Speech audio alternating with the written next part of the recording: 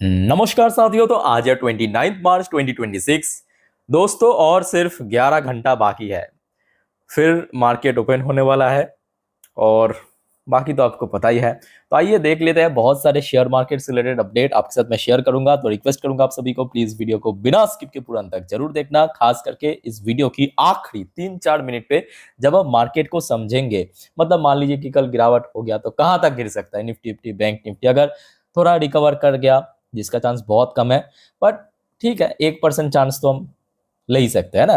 तो कहाँ पे ऊपर रेजिस्टेंस फेस करेगा, सब कुछ हम डिफाइन करेंगे, तो मिस मत करना आखिरी 3-4 मिनट को। आइए सबसे पहले चेकआउट करते हैं कि आज हमारे मार्केट एनालिस्ट दोस्त ने क्या कहा। देखिए, आज इस टॉपिक को दोस्तों कवर किया है रेलिगर ब्रोकिंग की तरफ से एक एनालिस्ट ने। अच्छा, इन्होंने अपने स्टेटमेंट में फर्स्ट लाइन पे ही मेंशन किया है कि ऑयल को लेके, और ये मैं कहूँगा बहुत बड़ी फैक्ट है, क्योंकि ऑयल देखिए अभी तक चल रहा था ऑयल क्राइसिस, अभी क्राइसिस नहीं चल रहा है, अभी चल रहा है ऑयल का जो प्राइस है वो बढ़ने के कारण जो इकोनॉमिक क्राइसिस, समझ आ रहा है। पहले चल रहा था ऑयल क्राइसिस, अभी चल रहा है इकोनॉमिक क्राइसिस जो पड़ेगा ऑयल प्राइस बढ़ने के कारण। तो वही चीज को इन्होंने पॉइंट आउट किया।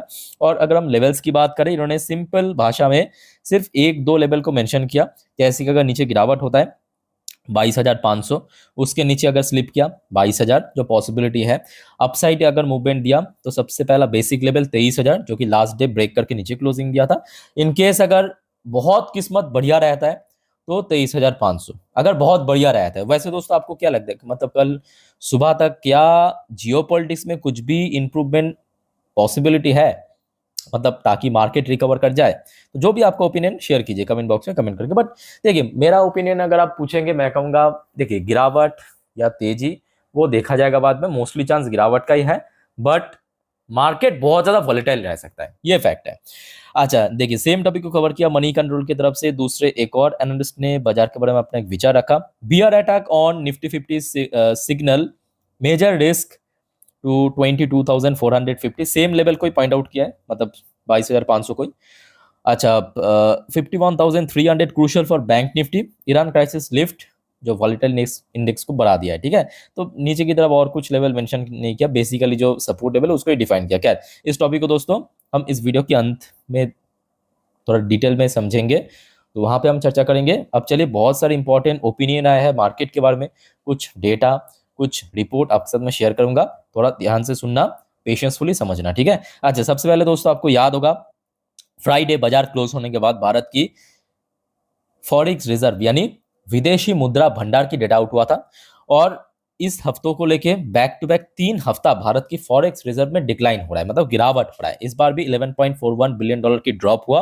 होके भारत के पास टोटल फॉरेक्स रिजर्व बचा है $698.346 बिलियन। सो देखिए, ये मैं कहूंगा बहुत ज्यादा चौंकने वाली बात नहीं है कि क्यों गिरावट हो रहा है 3 हफ्ते से। अरे, जो रुपी की वैल्यूएशन उसको और ज्यादा स्टेबल करने के लिए सेंट्रल बैंक यूटिलाइज कर रहा है। ठीक है, फिर भी स्टेबल नहीं हो पा रहा है क्योंकि ऑयल प्राइस लगातार एलिवेट हो रहा है। उसके अगेंस्ट में जो यूएस डॉलर इंडेक्स है वो भी बढ़ रहा है, और यूएस डॉलर इंडेक्स जितना मजबूत होगा उतना ही रुपी गिरेगा, दुनिया भर की करेंसी गिरेगा, वही फैक्टर की वजह से। ठीक है। वैसे देखिए, आज की डेट में भारत की बहुत सारे गवर्नमेंट अथॉरिटी की तरफ से ओपिनियन आया है, मार्केट मतलब यहाँ पे जो इकोनॉमी के ऊपर बेस करके फाइनेंस मिनिस्ट्री की तरफ से आया है। देखिए, finance ministry flagged rising external risk as trade deficit and CAD expand. बहुत इंपॉर्टेंट, क्योंकि आज की डेट में सप्लाई चेन का भी इशू हो रहा है। और यहाँ पे बेसिकली जो मेंशन किया कि एक्सटर्नल रिस्क मतलब जो वॉर चल रहा है, वॉर एक्सटर्नल रिस्क, उसके कारण जो ट्रेड डेफिसिट है भारत की वो बढ़ सकता है। मतलब भारत की इंपोर्ट बढ़ेगा, एक्सपोर्ट घटेगा। ठीक है। अच्छा, उसके बाद देखिए आ जाइए, एक कोई तो कंपनी की जो सीईओज है उनकी तरफ से वार्निंग दिया है। Iran war is about to hit harder than market think. तो इन्होंने बेसिकली कहा कि मार्केट को जो लग रहा है उससे ज्यादा दोस्तों, मतलब हार्डर यहाँ पे जो हिट करेगा।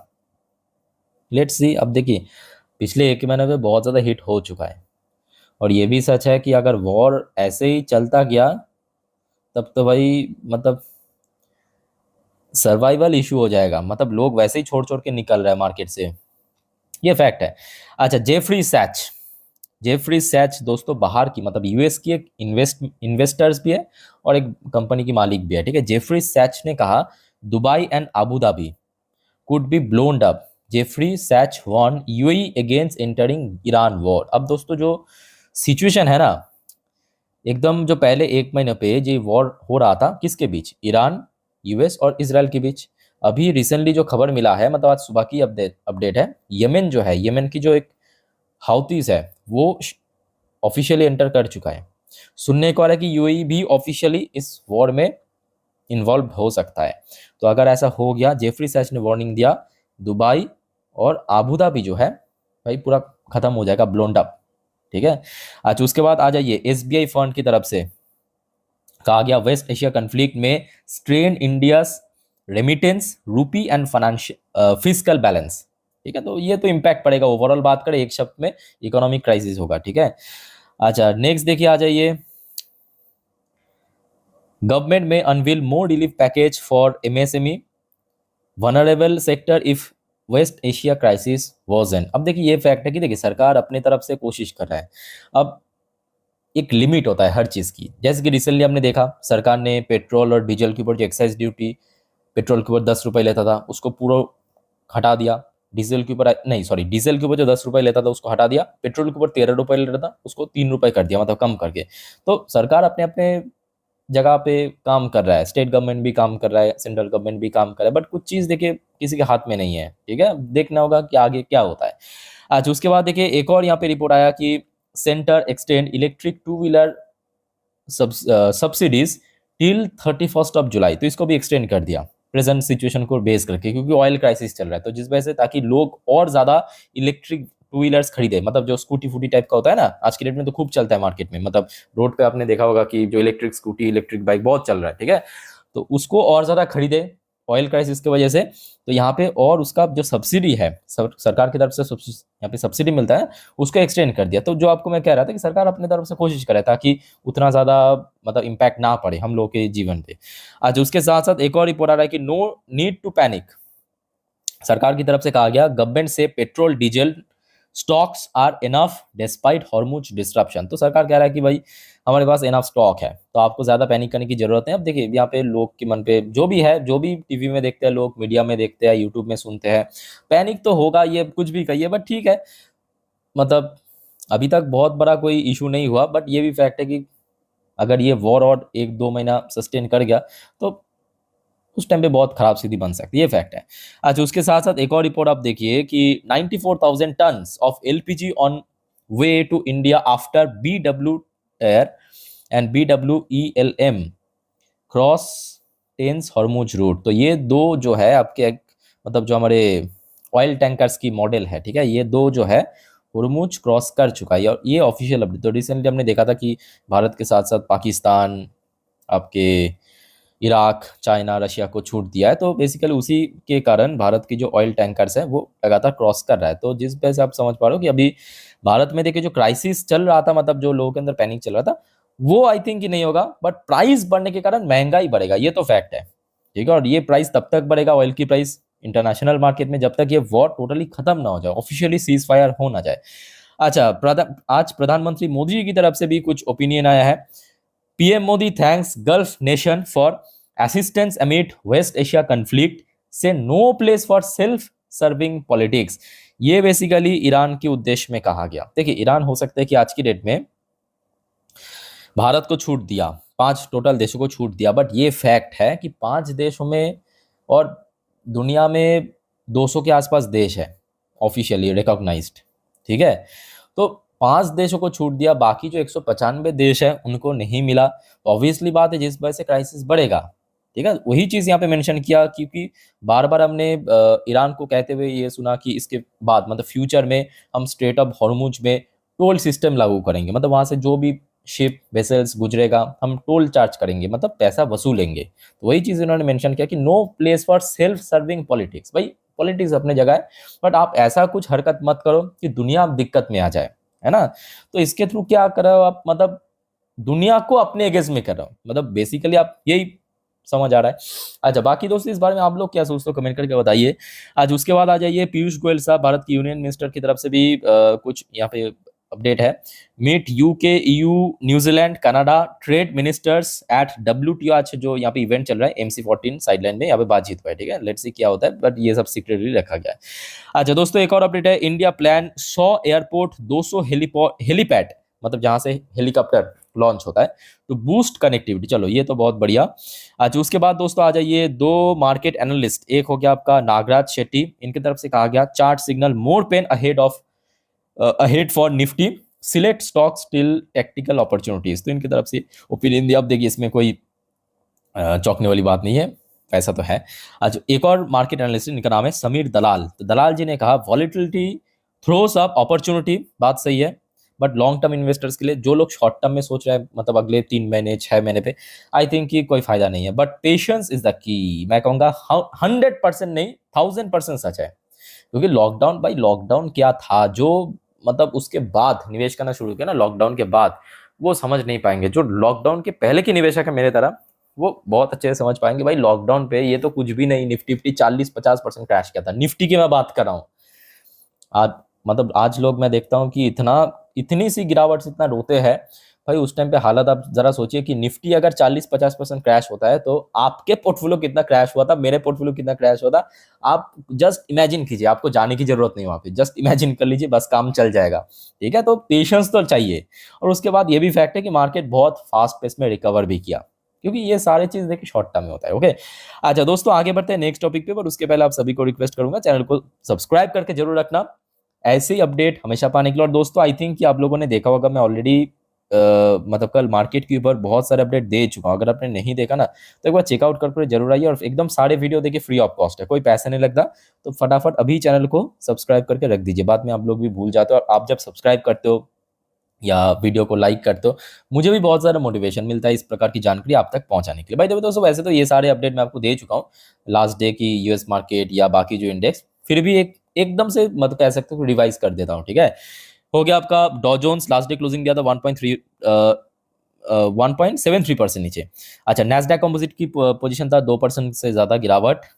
फिर क्रूड ऑयल की प्राइस आप देखने होगा, बहुत सारे एक्सपर्ट की ओपिनियन के हिसाब से क्रूड ऑयल में भी कल सोमवार दोस्तों $120 पर बैरल के ऊपर ओपन हो सकता है।